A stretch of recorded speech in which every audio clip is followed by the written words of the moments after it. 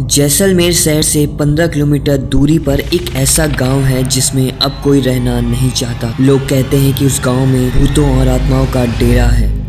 कहा तो ये भी जाता है कि उस गांव में फैली दहशत के पीछे की कहानी उससे भी ज़्यादा भयानक और ख़तरनाक है, जिसकी बुरी नज़र की वजह से जो भी उस गांव में आता है वह अकाल मौत का शिकार बन जाता है। आपको ये बात तो पता ही होगी कि जहां आत्माएं रहने लगती हैं उस जगह पर बसने वाले लोग या तो खुद ही उस जगह को छोड़ देते हैं और अगर नहीं जाते तो उन्हें अपनी जान से हाथ धोना पड़ता है।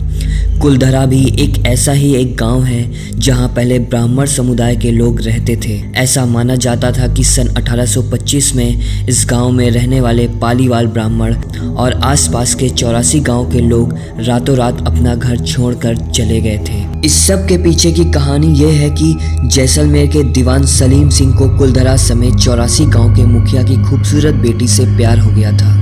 सलीम सिंह ने गांव के लोगों को यह धमकी दी थी कि अगर उसकी शादी उस लड़की के साथ ना हुआ तो वह टैक्स को और ज़्यादा बढ़ा देगा।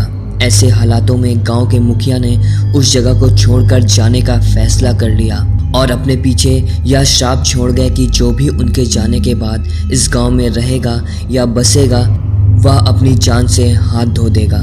मुखिया और उसके जाने के बाद गांव के बहुत से लोग धीरे धीरे बीमार पड़ने लगे और फिर सबकी मौत हो गई। इस घटना के बाद कुलधरा और आसपास के 84 गांव के लोगों ने अपना अपना घर छोड़ दिया।